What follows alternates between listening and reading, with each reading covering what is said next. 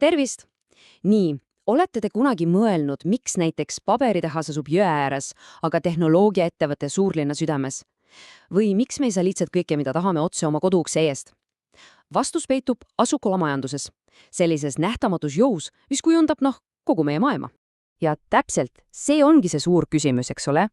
Miks on teatud tööstusharud koondunud ühte kohta, samal ajal kui teised on laiali pillutatud? Nagu välja tuleb, pole siin midagi juhuslikku, on olemas väga kindlad majanduslikud põhjused, miks asjad on just seal, kus nad on. Vaadake, see pilt siin näitaks seda kontrasti lihtsalt ideaalselt. Vasakul me näeme väikest kohalikku ettevõtet, mis toob värsked saadused otse turule.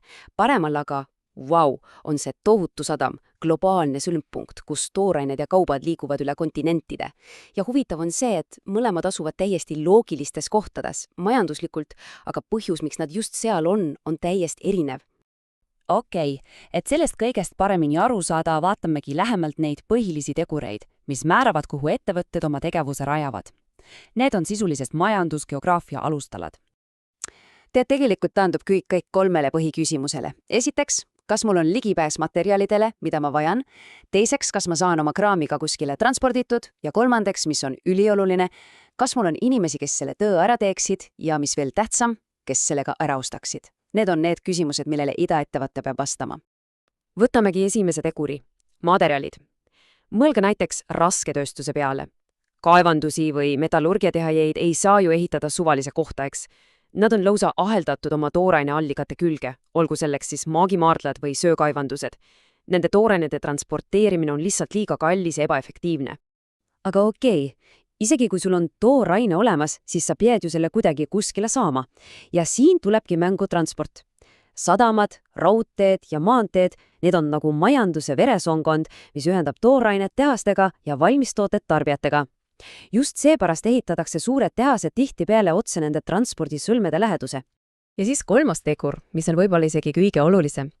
Inimesed. Ja siin on nagu kaks poolt. Ühelt poolt on vaja kvalifitseeritud tööjõudu, mis on ka põhjus, miks suured tööstused linnadesse koonduvad. Teiselt poolt on vaja kliente, kes su toodangu ära ostaksid. Mida lähemal sa oma klientidele oled, seda parem. Nii et jah, inimesed on korraga nii majanduse mootoriks kui ka selle turuks. Okei, nüüd kui me teame neid põhilisi koostisosi, vaatame, kuidas see päriselus toimib. Sest iga tööstusharu segab nendest kogu oma täiesti unikaalse retsepti, mis lähtub just nende prioriteetidest. Võtame näiteks materjalimahukad tööstused. Nende jaoks on tooraine või mõni muu loodusvara, see on kõige tähtsam. Mõelge kas või Eesti põlevkivi elektrijaamadele. Need on ehitatud otse maardlate kõrvale Ida-Virumaal. Või tselluloositehastele, mis vajavad meeletult vett ja asuvad seetõttu alati suurte jõgede või järvede ääres. Ja see tabel siin näitaks seda erinevust väga hästi. Materjalimahukas tööstus küsib endalt, kus on mu kraam? Samal ajal küsib tööjõumaukas tööstus, näiteks elektroonika, kus on mu inimesed. Just seetõttu on nende asukohad ka täiesti erinevad, üks looduse lähedal, teine rahvarohketes linnades. Ja siis on veel kolmas tüüp, tarbijale suunatud tööstusharud, kus kõige olulisem on olla kliendi lähedal. Piimatööstus on siin supernäide. Piimatooted lähevad ju kiiresti halvaks, nii et nende transporteerimine kaugele on lihtsalt kallis ja ebaloogiline. Või mõelge teenustele nagu juuksur või perearst, sa pead ju füüsiliselt kohal olema. Aga just siis, kui tundub, et okei, reeglid on selged, juhtus midagi, mis muutis absoluutselt kõike. Tehnoloogia areng. Vaadake seda numbrit. $300. Uskuge või mitte, aga nii palju maksis 3-minutine telefonikõne New Yorgist Londonisse aastal 1931. Tänapäeva rahas oleks see, tuhandeid. See näitab lihtsalt, kui meeletu takistus oli kunagi vahemaa. Ja nüüd vaadake seda langust. See on ju uskumatu. Viimaste aastakümnetega on transpordi- ja sidekulud kukkunud täiesti kolinal. Lennuveod on lausa 10 korda odavamad, raudteevedu pool odavam ja sidekulud, need on praktiliselt nullilähedased. Maailm on sõna otseses mõttes kokku tõmbanud.